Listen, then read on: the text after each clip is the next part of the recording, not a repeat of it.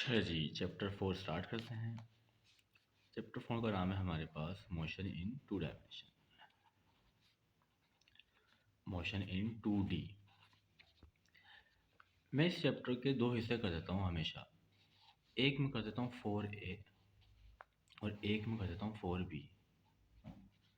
हम 4A का नाम रख देते हैं, यानी इस पोर्शन का हम नाम रख देते हैं प्रोजेक्टाइल मोशन। इस हम का नाम देते हैं प्रोजेक्टाइल मोशन और इसका हम नाम रख देते हैं circular motion, uniform circular motion या यूनिफॉर्म सर्कुलर मोशन, कुछ भी कह सकते हैं। अच्छा जी, अब सबसे पहले हम इसको डिफाइन करेंगे। भाई ये चैप्टर का नाम है वो क्लियर होना चाहिए ताकि चैप्टर पूरा क्लियर रहे आपको। इससे पहले जो हम चैप्टर पढ़ते हैं आमतौर पे चैप्टर 3 जो है, जो मैट्रिक में भी हम पढ़ते रहे हैं, वो है सिर्फ मोशन।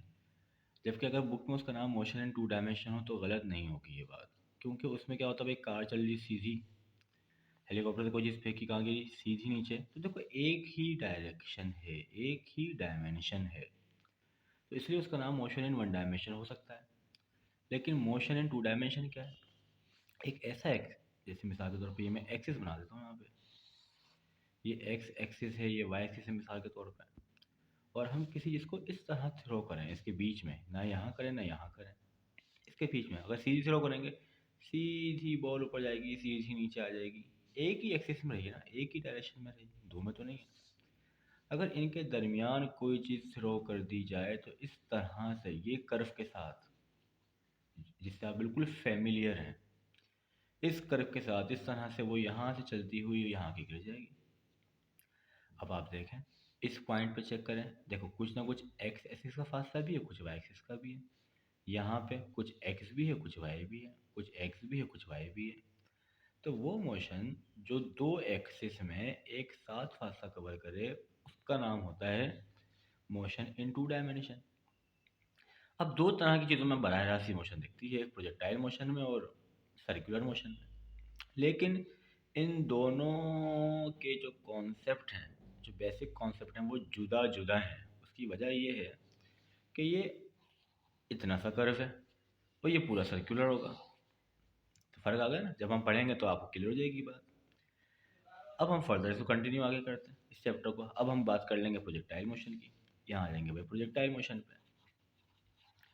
अच्छा बच्चों, इस लेक्चर को देने से पहले हर साल की तरह मैंने फास्ट के पास पेपर, नस के पास पेपर, एनडी के पास पेपर, केयू में जो एमसीक्यू इसके आते रहते हैं, वो सब मेरे जहन में थे, मैंने सब वो देख लिए थे।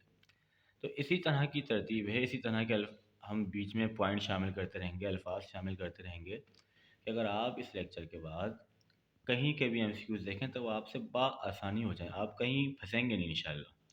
और अगर एक आध एमसीक्यूज में कहीं फंसेंगे तो वो मसले वाली बात नहीं है, भाई बच्चा फंस सकता है, क्लियर भी हो जाएगा, कोई इशू नहीं है।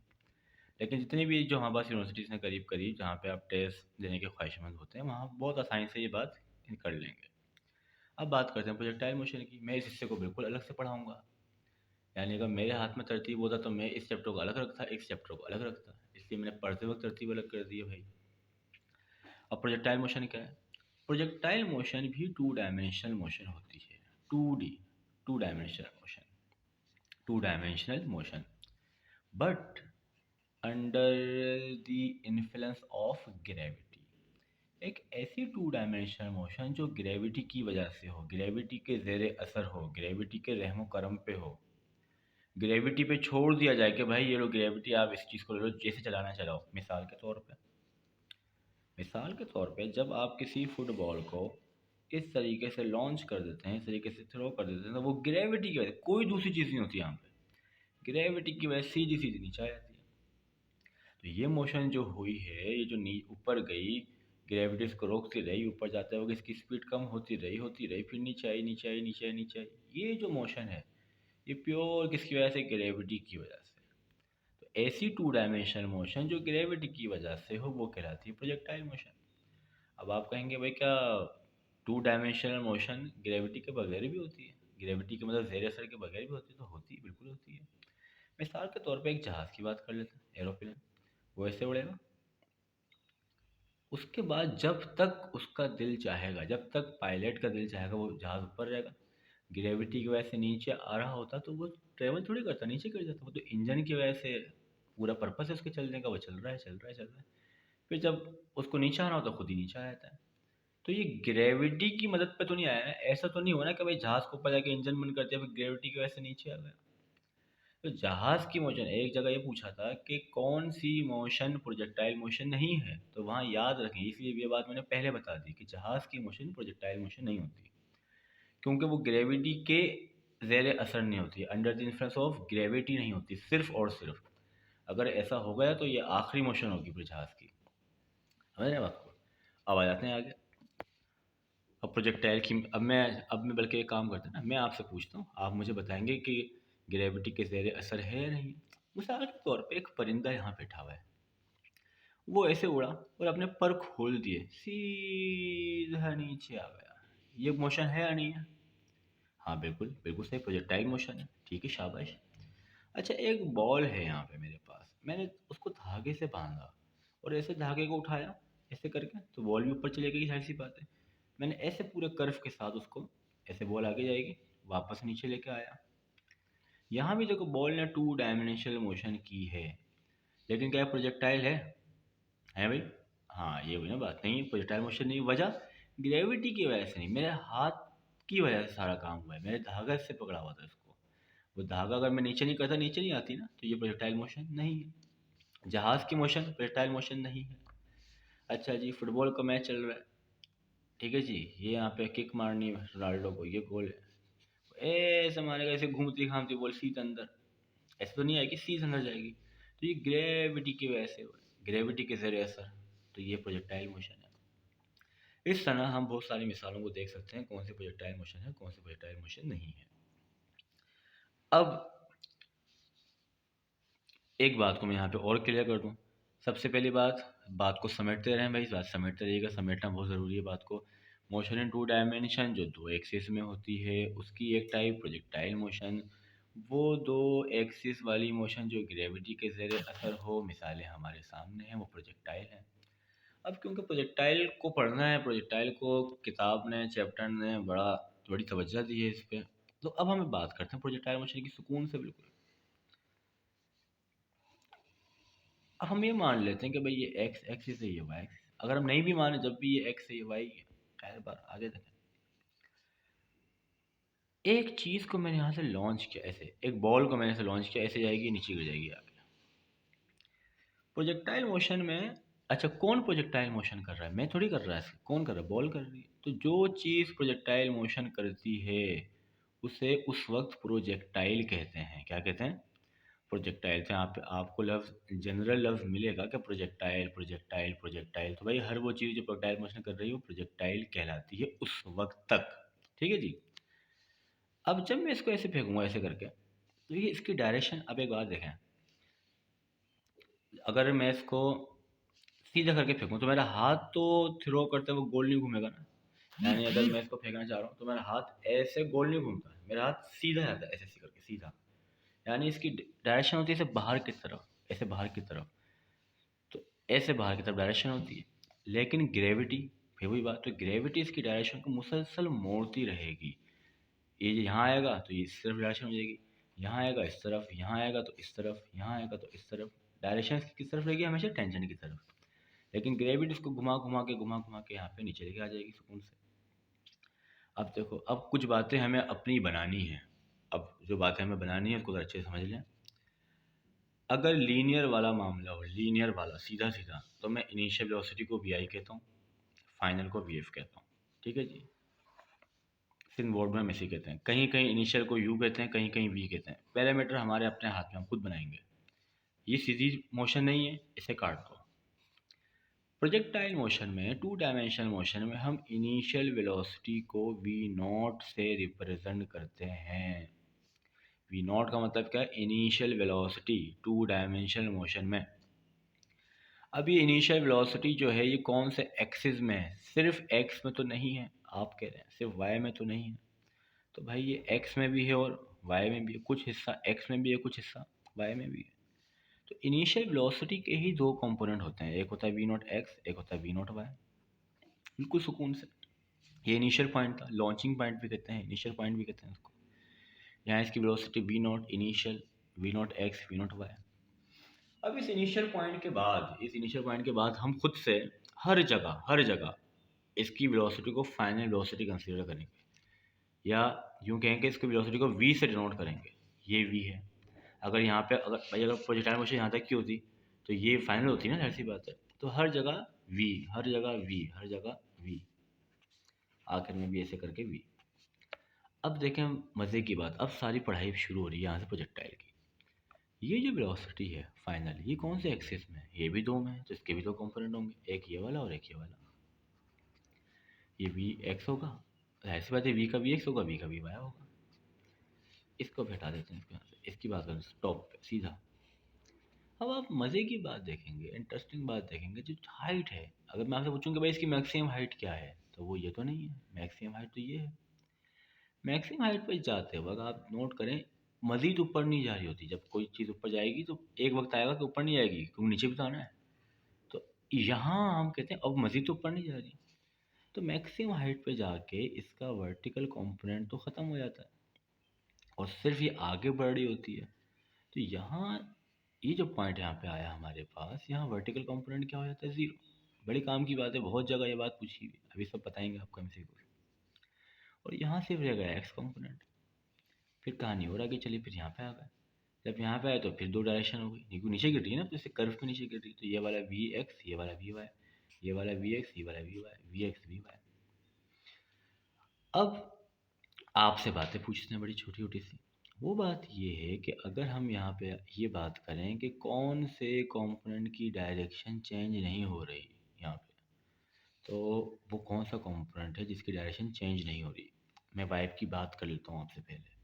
वाई यहाँ ऊपर की तरफ है, वाई यहाँ ऊपर की तरफ है, वाई यहाँ पे वाई भी हो गया, वाई यहाँ नीचे की तरफ है, नीचे आ रहा है ना भाई, वाई यहाँ नीचे की तरफ है। तो वाई की डायरेक्शन तो क्या हो रही है? चेंज भी हो रही है। और अगर मैं समझाने के लिए बताऊं, अगर ये 10 है तो ये होगा 8, ये तो 0, फिर ये 8, ये 10, यानी उसकी डायरेक्शन भी चेंज हो रही है, उसका मैग्नीट्यूड भी चेंज हो रहा है।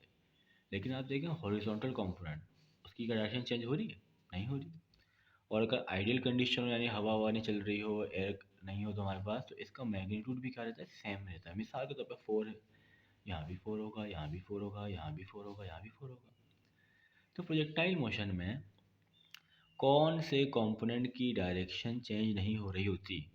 एक्स। कौन से कंपोनेंट की डायरेक्शन चेंज हो रही होती है? वाई।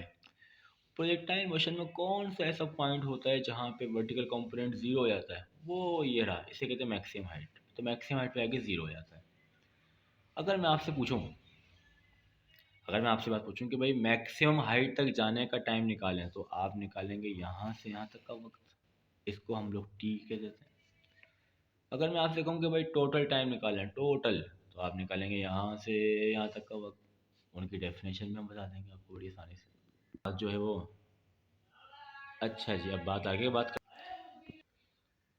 अच्छा जी, अब हम अपनी बात को दोबारा आगे बढ़ाते हैं, एक अलग सी फिगर बना के, क्योंकि ऊपर तो बहुत खिचड़ी बन गई है भाई, अलग से बनाते हैं। हम इन चार चीज़ों में अलग से जिसको पढ़ेंगे, किताब जिसको अलग से पढ़ रही है, वो है ये बात। अब हमें रेंज को अलग से पढ़ना है। रेंज में बहुत सारी बातें हैं, और जितनी बातें हैं इंशाल्लाह आपके सामने आ जाएंगी, अभी कोई मसले वाली बात नहीं है। यहाँ देखें, अब देखें, अगर मैं एक बंदे को कहूँ यार ये बॉल है, इसे आपने दूर फेंकना है, दूर, तो वो शायद दूर को ये समझे कि उसने ज़्यादा जान लगानी है, और वो जज्बात में आके ये ऊपर थ्रो कर दे भाई, ये पता नहीं कहाँ से ऊपर से, लेकिन यहाँ पे आके गिर गई। उसे तो उसने दूर तो नहीं फेंकी, उसने तो हाइट कवर करी। इसका मतलब जोश तो काम नहीं आया, थोड़ा होश भी काम आएगा यहाँ पे। तो रेंज का फॉर्मूला क्या होता है? मैं रेंज का फॉर्मूला लिख देता हूँ पहले आपके लोगों के लिए। यहाँ लिख लेते हैं भाई रेंज का फॉर्मूला। अरे क्या हुआ इसको, रेंज का फॉर्मूला यहाँ लिख लेते हैं। R is equal to V not square sine two theta upon G. आइए अब जरा देखेंगे बात और से। बोले कि काम करते हैं भाई, जिनके पास साइंटिफिक कैलकुलेटर है अभी निकालें, चलें शाबाश, फटाफट जल्दी से।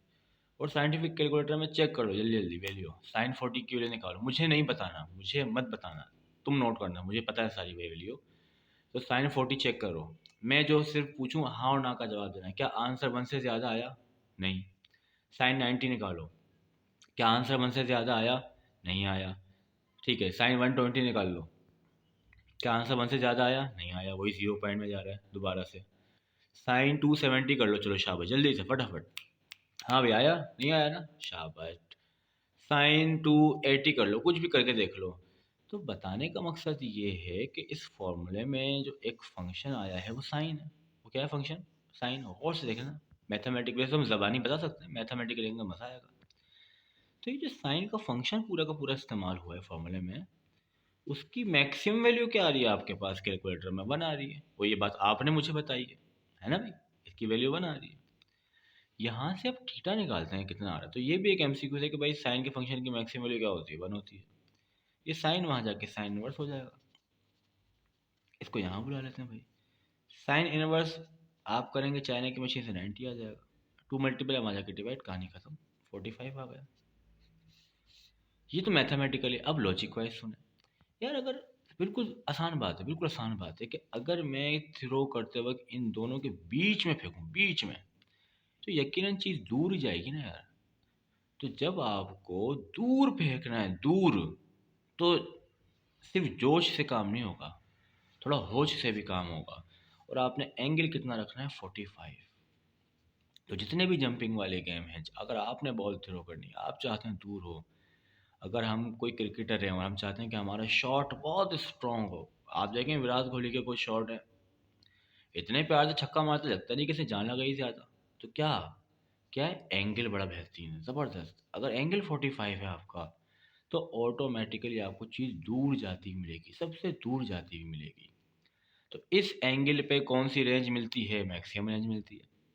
और अब यहाँ देखो सारे मैथ वाले बच्चों, यहाँ देखो, अगर मैं इस 45 को यहाँ पुट करूँ, यहाँ पे 245 से 90, साइन 90 होता है 1, तो जो फॉर्मूला रह जाएगा मैक्सिमम रेंज के लिए, उससे वो सिर्फ क्या आ जाएगा? वी नॉट स्क्वायर अपॉन जी रह जाएगा,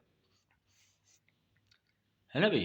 अच्छा, रेंज को क्योंकि तवील हमें पढ़ना है थोड़ा सा, हमें इस तरह पढ़ना है कि जब आप बुक खोल के एमसीक्यूज पढ़ें तो एक में भी आपको मसला ना हो, तो फिर आपको मज़ा आएगा। अगर आप पास्ट पेपर खोलें एनईडी के, फास्ट के, नस्ट के, तो आपको कहीं मसला ना हो, आप कहीं कंफ्यूज ना हो, सारी बातें आपके पास लिखी हुई हों, अगर भूल भी जाए तो देख लेंगे, मसला नहीं है। अब रेंज की बात को एक तरीके से और देखते हैं, भाई रेंज को हमें ज़्यादा पढ़ना है इसके अंदर। अब एक बात बताओ, मिसाल के तौर पे हमने यहाँ से एक एंगल थ्रो की, एक बॉल थ्रो की 30 के एंगल से, 30 के एंगल से, यहाँ पे गिर गई, ये इसकी रेंज आ गई। तो मुझे एक बात बताओ बच्चों, क्या क्या कोई और भी ऐसा एंगल हो सकता है जिस पे ये बॉल यहीं पे आके गिरे मेरे पास? तो मैं आपको इसकी एक ट्रिक समझाता हूँ, बड़ी आसान सी, करके देखेंगे तो रेंज सेम मिलेगी हमें। जो भी आपको एंगल दिया जाए, जो भी आपको एंगल दिया जाए, अब मैं चेक करने लगा कोई दूसरा एंगल है जिस पे यही रेंज मिलेगी, तो हाँ बिल्कुल है। 90 में से अपने एंगल को माइनस कर दो भाई, 60 आंसर आया। यानी कि अगर कोई 60 से फेंकेगा तो वो दूर तो जाएगी, ऊपर जाएगी बॉल, लेकिन गिरेगी वहीं पर आके, गिरेगी वहीं पर आके। तो एक रेंज के कितने पॉसिबल एंगल होते हैं? सबसे पहली बात तो दो होते हैं। वो दोनों कौन से होते हैं? अगर एक 40 है तो अगला क्या होगा? इसी तरह बताओ बेटा, शाबाश। 90 में से 40 माइनस करो, 50, शाबाश। तो ये पेयर तुम्हें एमसीक्यूज में दे दिए जाएंगे। मिसाल के तौर पे अगर एमसीक्यूज आ जाए तुम्हारे पास कि भाई 40 प्लस 55, 30 प्लस 65, 30 कॉमा लगा हुआ होगा यार, 30, 60, या ऑल ऑफ देम, कौन सा पेयर सेम रेंज देगा? तो कौन सा है भाई? करके देख लो, ये वाला है। समझ रहे हो बात को? ये चीज़ है। तो एक रेंज पे फेंकने के दो एंगल होते हैं, दोनों की निशानी ये आपके सामने आ गई है। अब एक मैं इजाफी बात करता हूँ यहाँ पे, रेंज तो सेम है, एंगल तो दो हैं, लेकिन ज़्यादा वक्त किस में लगेगा? तो ये भी आपसे कह सकते हैं, वो एक एमसीक्यूज आपके पास आ सकता है कि भाई 30 और 60, ये दो एंगल हैं सेम रेंज के, किस में आपको मिनिमम टाइम लगेगा? तो आप बोलेंगे भाई इसमें लगेगा मिनिमम टाइम।